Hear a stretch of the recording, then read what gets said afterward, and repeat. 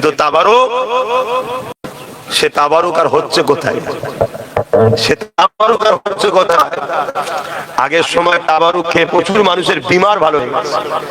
আমি গৌস পাকের দরবারে গেছিলাম, ওখান থেকে যে তাবারুক দেওয়া হয়, ওই তাবারুককে আমি নিয়েছি ইরাকে, নিয়ে রোদে শুকিয়েছি, শুকিয়ে প্যাকেটে করে ঘরে নিয়ে এসেছি। আমার যখন কোনোদিন পেটের সমস্যা হয় বা আমার কারো হয়, সেইটা বার করে এক পিস চাল শুধু খাওয়াই। আল্লাহর জাত পাকের কসম করে বলছি, সঙ্গে সঙ্গে আল্লাহর দয়ায় ভালো হয়ে যায়। বলুন সুবহানাল্লাহ। ভালো করে কে? চাল ভালো করে না, ভালো করে আল্লাহ।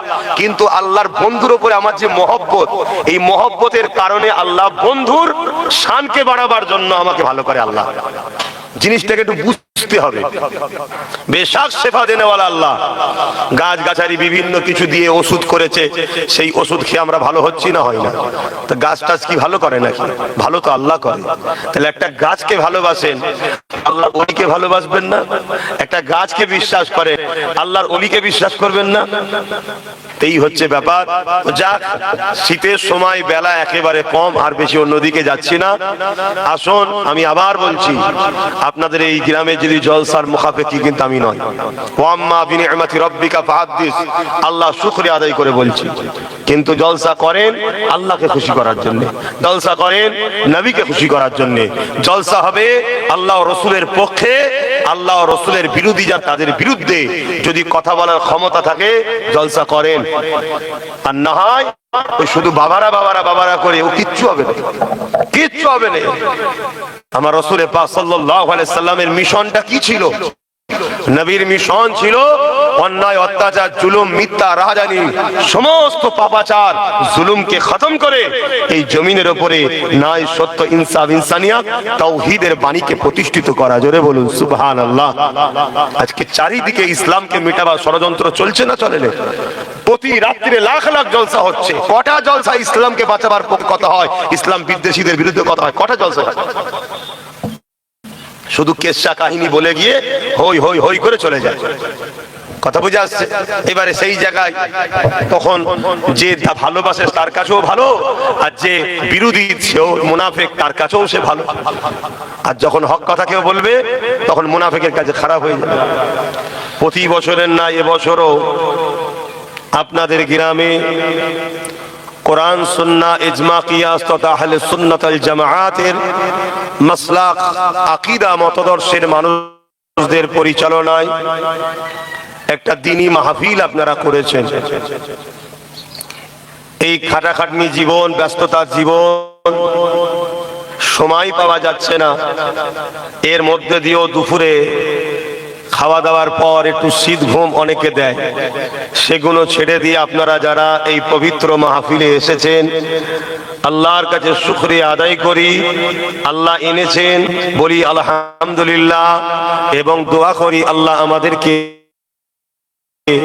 পরকালে আরশে আজিমের ছায়াতে বসা ও জান্নাতে যাওয়া নসিব করেন। বলুন আল্লাহুম্মা আমিন। আমার আব্বা জানেরা, ভাইয়েরা, হাতের পাঁচটা আঙুল সমান নয়, আপনার ঘরের পাঁচটা ছেলেও সমান নয়, তাই সবার মেন্টালিটিও সমান নয়। আমার সঙ্গে যারা মেশে তারা জানে আমি কিন্তু খুব ফ্রি মাইন্ডের, হাসি খুশিতে থাকা কি পছন্দ করি, কিন্তু নীতিতে আবার আমি খুব কড়া। নীতির জায়গায় আমি কাউকে চিনি না। কেননা মানুষ আর বাকি মখলুকের মধ্যে, জীব জন্তু, পশু পাখি আর মানুষের মধ্যে এটাই তো পার্থক্য। মানুষের একটা নীতি থাকবে, ভুল ঠিকই আমি যাচ্ছি না। যে যে নীতির ওপরে, সেই নীতির ওপরে মজবুত থাকাটা এটা মনুষ্যত্ব। আমি ভুল ঠিকে তর্কে যাচ্ছি না। আপনি যদি যে নীতিটা আপনার, সেই নীতিকে কখনো যদি আপনি বিসর্জন দেন, তাহলে আপনি নীতি ভ্রষ্ট মানুষ। আমরা দেখেছি জীবজন্তুর মধ্যে নীতি নাই, তাদের কোনো টাইম টেবিল সিস্টেম কিছু নাই।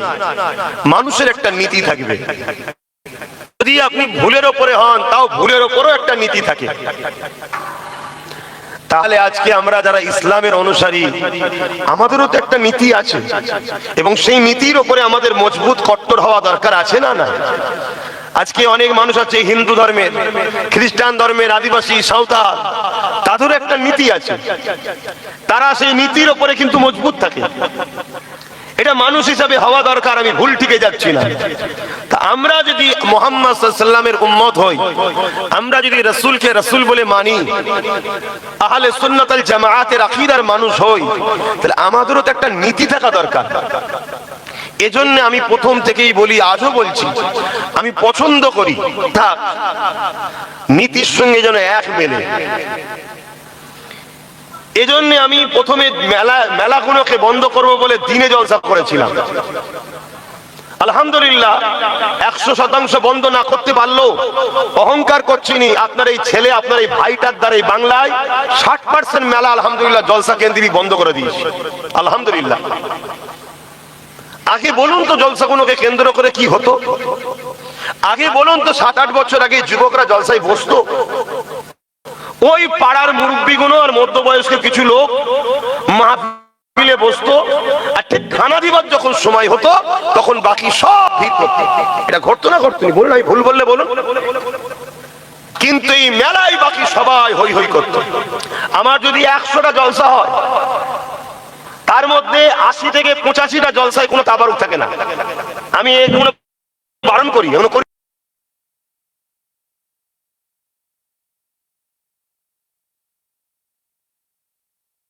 না, বা কিছু তাবারুক পেলো সেটা আলাদা কথা।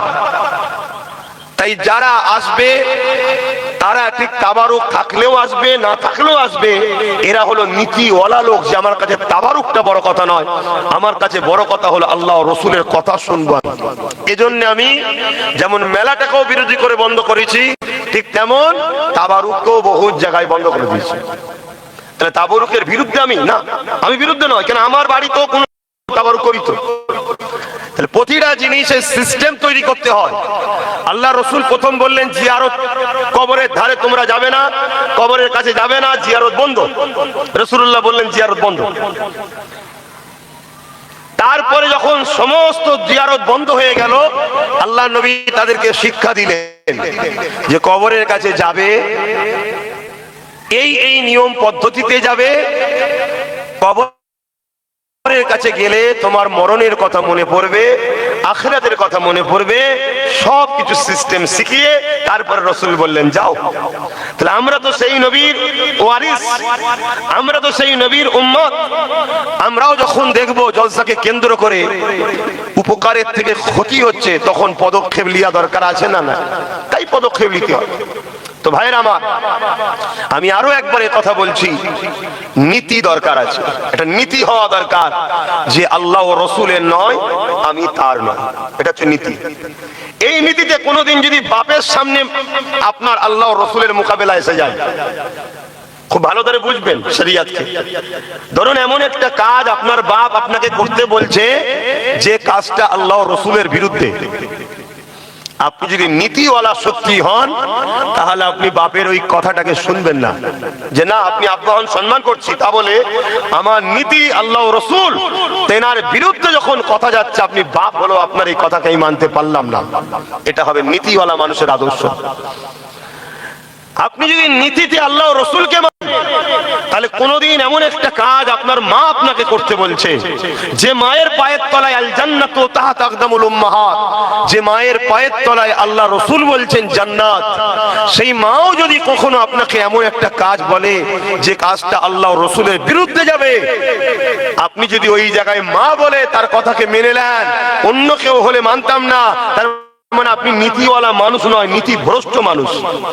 আর নীতিওয়ালা মানুষ তো সে হবে, আমার মা মায়ের জায়গায় তাকে আমি সম্মান করি, কেন ইসলামের হুকুম, কিন্তু তা বলে এমনটা নয় যে মা যদি ইসলাম বিরোধী কথা বলে সেটাকে মানতে হবে। এটা মানা, জোরে বলুন, যাবে না।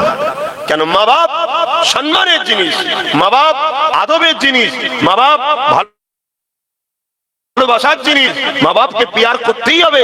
নাই রাসূল বলছে যে মা বাপের নয় সে আমি রাসূল আমার নয়। যে মা বাপকে বেজার করলো সে আল্লাহকে বেজার করলো। মান রাদি আনহু ওয়ালিদাহু ফালা আনা আনহু রাদিন। যে মা বাপকে রাজি করলো সে আমি আল্লাহ আমাকে রাজি করলো। জোরে বলুন সুবহানাল্লাহ। তাহলে মা বাপকে তো পিয়ার করতে হবে, কিন্তু তার মানে এটা নয় যে মা বাপ আল্লাহ ও রাসূলের বিরোধী হুকুম করলো এটা মানতে হবে, এটা নয়। শরীয়ত এটা হারাম। এই নীতি আমাদের হওয়া দরকার আছে।